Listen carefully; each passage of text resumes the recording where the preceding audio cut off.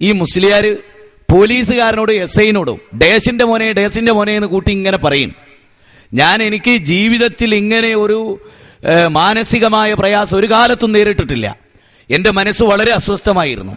അങ്ങനെ വളാഞ്ചേരി, നിങ്ങൾക്ക് ഇന്നും വളാഞ്ചേരിയിൽ ചെന്ന് വളാഞ്ചേരി പോലീസ് സ്റ്റേഷനിൽ എൻ്റെ പേരും എഴുതി അഡ്രസ്സ് എഴുതി വെച്ചിട്ടുണ്ട്, ഈ മുസ്ലിയാരുടെ പേരും എഴുതി അഡ്രസ്സ് വെച്ചിട്ടുണ്ട്. ഞങ്ങൾ രണ്ടുപേരും അവിടെ ചെന്നു. പോലീസുകാരെ അനവധി തവണ പറഞ്ഞു മിണ്ടാതിരിക്കുക, സംസാരിക്കല്ലേ. അപ്പൊ ഇയാൾ പറഞ്ഞൊരു വാചകം, ഞങ്ങളുടെ നേതാവിന്റെ മഹത്വം കൊണ്ടാണ് ഞങ്ങൾ അധികാരത്തിലേറിയത്, ഞങ്ങൾ വിചാരിച്ചിട്ട് ഞങ്ങൾ അധികാരത്തിൽ ഭരിക്കുന്നത് എന്ന് വരെ ഇയാൾ പറഞ്ഞു.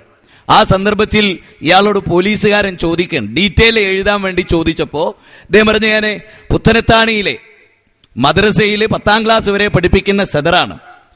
ഈ സന്ദർഭത്തിൽ ഞാൻ ആ മുസ്ലിയാരോട് പറഞ്ഞു, അങ്ങനെയാണോ? എന്നാ നിങ്ങൾ 10ാം ക്ലാസ് വരെ പഠിക്കുന്ന കുട്ടികളുണ്ടല്ലോ, അവരെ കാര്യം കഷ്ടമാണ്. ഒരുപാട് തോന്നിവാസം പഠിപ്പിച്ച് അത് ആവർത്തിച്ച് ചൊല്ലി പോലീസ് ഡിപ്പാർട്ട്മെന്റിലെ നേതാക്കന്മാരോട് വരെ പച്ച തോന്നിയാസം പറഞ്ഞ് സംസാരിച്ച നിങ്ങളെ സംബന്ധിച്ചിടത്തോളം നിങ്ങൾ പഠിപ്പിക്കുന്ന കുട്ടികളുടെ അവസ്ഥ എന്തായിരിക്കും? ആ സന്ദർഭത്തിന് ശേഷം അതിന്റെ തൊട്ടടുത്ത് നടന്ന ഒരു പരിപാടിയിൽ, ഒരു പ്രോഗ്രാമിൽ, അതുപോലെ തന്നെ കാസർഗോഡ് നടന്ന ഒരു പ്രോഗ്രാമിലും മുസ്ലിം സമൂഹത്തിന്റെ അൽ ഉലമാഉ ശർറു മൻ തഹ്ത അദീമിസ് സമാ എന്ന പ്രവാചക തിരുമേനിയുടെ വചനമനുസരിച്ച് വിശദീകരിച്ചപ്പോൾ ഞാൻ പറഞ്ഞു, എന്റെ പ്രിയപ്പെട്ട സുന്നി സഹോദരങ്ങളെ, ആ വാചകം ഇങ്ങനെയാണ്, എന്റെ പ്രിയപ്പെട്ട സുന്നി സഹോദരങ്ങളെ, നിങ്ങളുടെ കുട്ടികൾ പുത്തനത്താണിയിൽ പ്രത്യേകിച്ച് ഞാൻ പറഞ്ഞു, അയാള് പഠിപ്പിക്കുന്ന, ആ മുസ്ലിയാർ പഠിപ്പിക്കുന്ന മദ്രസയിൽ നിങ്ങളുടെ കുട്ടികളെ പഠിപ്പിക്കുന്നതിനേക്കാൾ നല്ലത് ചട്ടമ്പികളും തോന്നിവാസികളും തമ്മാടികളുമായി ഒരു സമൂഹത്തെ അയാൾ വളർത്തെടുക്കും. കാരണം അയാളിൽ നിന്നുണ്ടായ പ്രകടനം അതാണ്. എനിക്ക് നന്നായി വിഷമമുണ്ടായി. ഈ സ്വഭാവം മുസ്ലിം സമൂഹത്തെ ഇത്തരത്തിലെ ആളുകളുടെ മുമ്പിൽ അപമാനിക്കുന്ന പെരുമാറ്റം ഒരു പണ്ഡിതന്റെ ഭാഗത്തുണ്ടായപ്പോൾ ഞാൻ അവരോട് പറഞ്ഞു, ജനങ്ങളെ, ആ മദ്രസയിൽ നിങ്ങൾ കുട്ടികളെ പഠിപ്പിച്ചാൽ ഈ ജാതി സ്വഭാവമുള്ള കുട്ടികളാ വരിക. നിങ്ങളുടെ മക്കൾ നരകത്തിന്റെ അവകാശികളായി തീരും. നിങ്ങളുടെ മക്കൾ നാട്ടിൽ യാതൊരു സമാധാനവും ഇല്ലാത്തവരായി തീരും. അതുകൊണ്ട് ഹളർ അലൈഹിസ്സലാം ഒരു കുഞ്ഞിന്റെ കഴുത്തുമുരണ്ടി കൊന്ന സംഭവം പറയുന്നുണ്ട് ഇസ്ലാമിൽ. അവിടെ എന്തായിരുന്നു അതിന്റെ വിശദാംശം? ആ വിശദാംശം പറഞ്ഞുകൊണ്ട് ഞാൻ പറയാണ്, ആ കുഞ്ഞു കാരണം മാതാപിതാക്കളും നരകത്ത് പോകാൻ പാടില്ല, ആ കുട്ടികളും പോകാൻ പാടില്ല. അതുകൊണ്ട് പ്രിയപ്പെട്ട സുന്നി സഹോദരങ്ങളെ, നിങ്ങളുടെ മക്കളെ സ്നേഹിക്കുന്നുവെങ്കിൽ അവരെ നിങ്ങളുടെ കൈകൊണ്ട് മുരുണ്ടിക്കൊല്ലലാണ് നിങ്ങൾക്ക് നല്ലത് ഇയാൾ പഠിപ്പിക്കുന്നതിനേക്കാൾ എന്ന് ഞാൻ വിശദീകരിക്കുകയുണ്ടായി. ആ വിശദീകരണത്തിന്റെ എല്ലാ വശങ്ങളും കേട്ടാൽ സുന്നി മദ്രസ പഠിക്കുന്ന കുട്ടികളെ കഴുത്തു മുരണ്ടണം എന്നല്ല പറഞ്ഞത്. ചരിത്രപരമായ സംഭവങ്ങൾ ഉദ്ധരിച്ചുകൊണ്ടും ഈ നിലക്കുള്ള ഒരു സമൂഹം ഇവിടെ വളർന്നു വരാൻ പാടില്ല എന്നതുകൊണ്ടും മുസ്ലിം സമൂഹം ഉന്നതമായ ഒരു സംസ്കാരത്തിന്റെ ഉടമകളായി തീരേണ്ടതുണ്ട് എന്നതുകൊണ്ടും ആ സംഭവത്തിന്റെ പൂർണ്ണരൂപം ഇനി കേസറ്റ് അറിയാത്തവർക്ക് ഉണരുക യുവാക്കളെ എന്ന കേസറ്റിലാണ് ആ ഭാഗമുള്ളത്. ഉണരുക യുവാക്കളെ വിപ്ലവത്തിനായി എന്ന എന്റെ പ്രഭാഷണ കേസറ്റിലാണതുള്ളത്. അങ്ങനെ അവരെ ഉദ്ധരിക്കുന്ന എല്ലാ കേസറ്റുകളും നമ്മുടെ കൈവശമുള്ളതാണ്. ഈ ജാതി തെറ്റിദ്ധരിപ്പിക്കൽ കൊണ്ട് തൽക്കാലം ആളുകളെ സംശയാസ്പദമായി നിലനിർത്താൻ കഴിയുമെന്നല്ലാതെ അള്ളാഹുവിന്റെ മുമ്പിൽ രക്ഷപ്പെടാൻ കഴിയില്ല. അപ്പുറവും ഇപ്പുറവും നിങ്ങൾ കട്ട് ചെയ്യുമ്പോൾ ആ രംഗം കൃത്യമായി രേഖപ്പെടുത്തുന്ന മലക്കുകളുടെ സാന്നിധ്യത്തിലാണ് നിങ്ങൾ ഉള്ളത്. അള്ളാഹുവിന്റെ കോടതിയിൽ നിങ്ങൾ മടങ്ങിച്ചെല്ലും. അതുപോലെ തന്നെ വത്തഖൂ യൗമൻ തുർജഊന ഫീഹി ഇലല്ലാഹ് സുമ്മ തുവഫാ കുല്ലു നഫ്സിൻ മാ കസബത് വഹും ലാ യുദ്ലമൂൻ. അള്ളാഹുവിലേക്ക് മടങ്ങിപ്പോകുന്ന ഒരു ദിവസമുണ്ട്. അവിടെ ഈ റെക്കോർഡ് വരും. ഒരു വാക്കും നിങ്ങൾ ഉച്ചരിക്കുകയില്ല. ആ വാക്കുകളെല്ലാം റബ്ബിന്റെ ഉന്നതന്മാരായ മലക്കുകൾ അത് എഴുതി രേഖപ്പെടുത്തിയിട്ടല്ലാതെ കിറാമൻ കാത്തിബീൻ ആ ഒരു ദിവസത്തെ, അള്ളാഹുവിനെ കണ്ടുമുട്ടുന്ന ദിവസത്തെ പേടിക്കുന്നുണ്ടെങ്കിൽ എന്റെ പ്രിയപ്പെട്ട പണ്ഡിതന്മാരെ, നിങ്ങൾ ചെയ്യുന്ന അപ്പുറവും ഇപ്പുറവും കട്ട് ചെയ്ത് നേരെ വിപരീത ആശയം ഉണ്ടാക്കുന്ന വർത്തമാനങ്ങൾ നിങ്ങൾ സൂചിപ്പിക്കുകയാണെങ്കിൽ നിങ്ങളുടെ ഇഹലോകം ഒരുപക്ഷെ ബാസുരമായേക്കാം, പരലോകം അതെന്തുമാത്രം ഭയാനകരമായിരിക്കും എന്നതിനെ കുറിച്ച് നിങ്ങൾ ചിന്തിക്കുക എന്ന് മാത്രമാണ് എനിക്കതിനെ സംബന്ധിച്ച് സൂചിപ്പിക്കാനുള്ളത്. സഹോദരന്മാരെ, ഫളിലിന്റെ ചോദ്യം നിങ്ങൾ തുടക്കത്തിൽ ശ്രദ്ധിച്ചിരുന്നുവല്ലോ. ഫളിലിനെ പോലും തെറ്റിദ്ധരിപ്പിക്കുകയോ അല്ലെങ്കിൽ ഫളിൽ തെറ്റിദ്ധരിപ്പിക്കാൻ ശ്രമിക്കുകയോ ചെയ്തു എന്നുള്ളതാണ്. എന്താണ്? സുന്നി മുസ്ലിയാക്കന്മാർ പഠിപ്പിക്കുന്ന മദ്രസ കുട്ടികളെ കഴുത്തുമുരുണ്ടി കൊല്ലണമെന്ന് ബാലുശ്ശേരി ചെയ്ത പ്രസംഗം ഞാൻ കേട്ടു എന്നാ. അവൻ കേട്ടിട്ടില്ല, നുണ പറഞ്ഞതാണ്. കാരണം അങ്ങനെ ഞാൻ പറഞ്ഞിട്ടില്ല. എന്റെ ക്ലിപ്പിംഗ് ഇട്ടേടത്ത് പോലും സുന്നി മദ്രസയിൽ പഠിക്കുന്ന കുട്ടികളെ സുന്നി മുസ്ലിയാക്കന്മാർ പഠിപ്പിക്കുന്നല്ല. അയാൾ, ഞാനാ പരാമർശിച്ച അയാൾ. ഇനി ഞാൻ നിങ്ങളോട് ചോദിക്കുകയാണ്, ഈ നാട്ടിലെ മുഴുവൻ ആളുകളോടും 3 ഉദാഹരണങ്ങൾ നിങ്ങളുടെ മുമ്പാകെ വെക്കുകയാണ്. എന്റെ ഭാഷയിൽ അവരെ കൊല്ലണം എന്നല്ല, ഞാൻ അവരെ സ്നേഹിക്കുകയായിരുന്നു. ഞാൻ ആ സുന്നി കുട്ടികളെ ആത്മാർത്ഥമായിട്ട് സ്നേഹിക്കുകയായിരുന്നു. അത് മനസ്സിലാക്കൽ എപ്പോഴാണെന്നറിയോ? ഞാനൊരു ഉദാഹരണം പറയാം.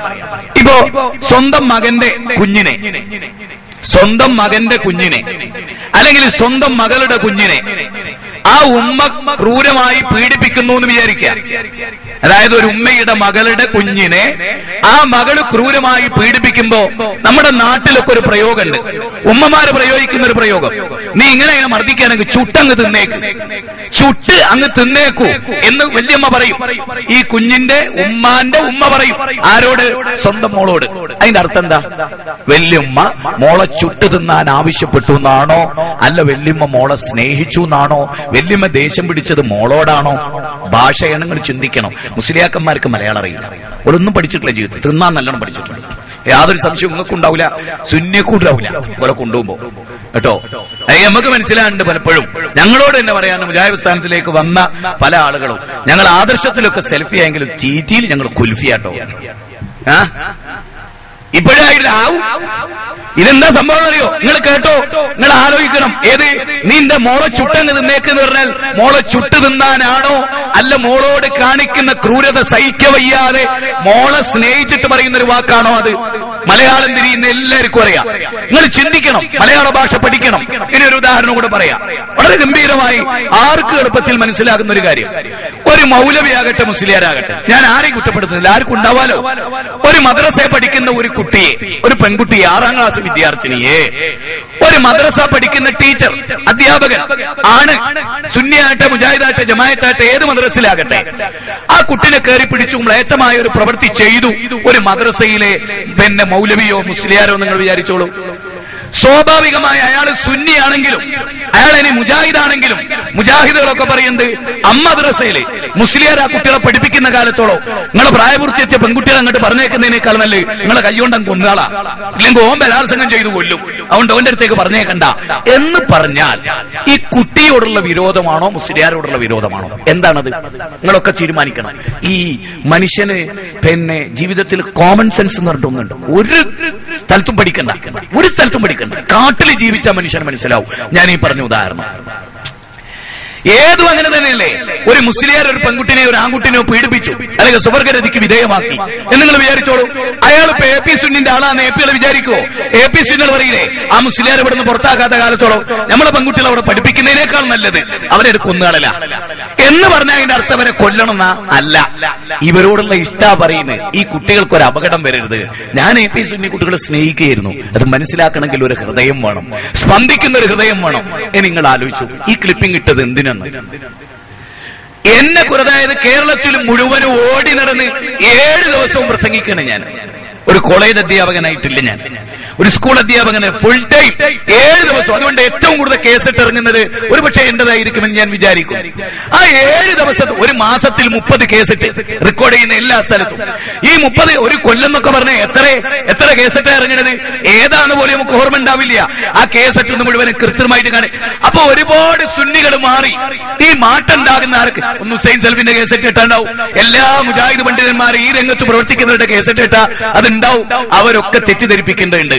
എന്നിട്ടും നിങ്ങൾ വിചാരിച്ചോ ഏതെങ്കിലും ഒരു മുജാഹിദ് ഈ ക്ലിപ്പിംഗ് കിട്ടി സുന്നിയായോ? ഏതെങ്കിലും ഒരു മുജാഹിദ്?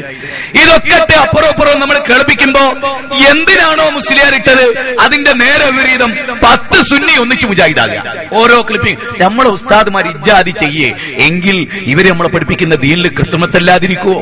ഇവര് പഠിപ്പിക്കുന്ന ദീനിൽ കൃത്രിമത്തല്ലാതിരിക്കുവോ? ഇവർ ഇജ്ജാതി തട്ടിപ്പാണ് ഓരോ ക്ലിപ്പിംഗിൽ ചെയ്യുന്നതെങ്കിൽ ഇവര് കള്ളന്മാരല്ലേ? ഇവര് വഞ്ചകന്മാരല്ലേ? ഇവര് ചതിയന്മാരല്ലേ? യൗമ തുഖല്ലബു വുജൂഹും ഫിന്നാർ, മുഖം കുത്തി നരകത്തിൽ എഴഞ്ഞു നടക്കേണ്ട ഒരു ഗതികേട് ഈ സാദാത്യങ്ങളെയും കുബ്രായിങ്ങളെയും പിൻപറ്റിയിട്ടുണ്ടാകും. 33-ാം അധ്യായം സൂറത്ത് അഹ്സാബ് 68, 69, 70 വചനങ്ങളിൽ പറയാൻ ആ ഗതികേട് നിങ്ങൾക്ക് ഉണ്ടാകരുത്, ആ ഗതികേട് നിങ്ങൾക്ക് ഉണ്ടാകരുത്. അതുകൊണ്ട് നമ്മൾ പറയുന്നു ജനങ്ങളെ ഒരു പ്രത്യേക മുസ്ലിയാരെ എടുത്ത് ഉദ്ധരിച്ചിട്ടുണ്ട്. അത് നിങ്ങൾക്ക് വളാഞ്ചേരി പിന്നെ പോലീസ് സ്റ്റേഷനിൽ ചെന്നിട്ട് ആ കാലത്തിരുന്ന് റിപ്പോർട്ട് എടുത്ത് നോക്കിയാൽ അവിടുത്തെ പോലീസുകാരോട് ചോദിച്ചാൽ മതി, മുജാഹിദ് പ്രസ്ഥാനത്തിന്റെ പണ്ഡിതങ്ങളെ നിങ്ങൾ കൊണ്ടുവന്നിരുന്നല്ലോ, അയാൾ എന്തെങ്കിലും വയലന്റായി സംസാരിച്ചോ, തോന്നിയാസം പറഞ്ഞു, നിങ്ങൾ ആരോടാണ് അടങ്ങിയിരിക്കാൻ പറഞ്ഞ ആട്ടം ഉണ്ടായിരിക്കടാ? ഒരു 10ാം ക്ലാസ് വരെ മദ്രസ പഠിപ്പിക്കുന്ന ഒരു മുസ്ലിയാരോട്. ആ മുസ്ലിയാർ കുട്ടികളെ പഠിപ്പിച്ച ആ കുട്ടികൾ തെണ്ടികളായി പോവും. അതെനിക്ക് ഇത്ര വൃത്തികെട്ടൊരുത്തം പഠിപ്പിച്ച പിന്നെ അതല്ലാതെ വേറെ എന്തെങ്കിലും പഠിക്കുവോ? മട്ടാഞ്ചേരിയിലെ കൊട്ടേഷൻ പാർട്ടിന്റെ കൂടെ മക്കളെ പറഞ്ഞയച്ചു കൊടുത്ത ഒരു കൊട്ടേഷൻ പാർട്ടിയാവും, നല്ലൊരു പണ്ഡിതന്റെ കൂടെ പറഞ്ഞു ഒരു പണ്ഡിതനാവും. അത്രേ ഞാൻ ഉദ്ദേശിച്ചുള്ളൂ. അല്ലാതെ കുട്ടികളെ കൊല്ലണം, ആ പണി ഞാൻ ചെയ്യണല്ലോ. ഇന്ന് വരെ അതിട്ടുണ്ടായിട്ടില്ല. അപ്പൊ ഈ ജാതി തട്ടിപ്പ് കൊണ്ടല്ല നിങ്ങൾ ജനങ്ങളെ നേരിടേണ്ടത്. നിങ്ങൾ ഖുർആൻ ഉദ്ധരിക്ക്, നിങ്ങൾ ഹദീസ് ഉദ്ധരിക്ക്, എന്നിട്ട് നിങ്ങൾ മുജാഹിദ്. നിങ്ങൾ നോക്ക് നാദാപുരത്ത്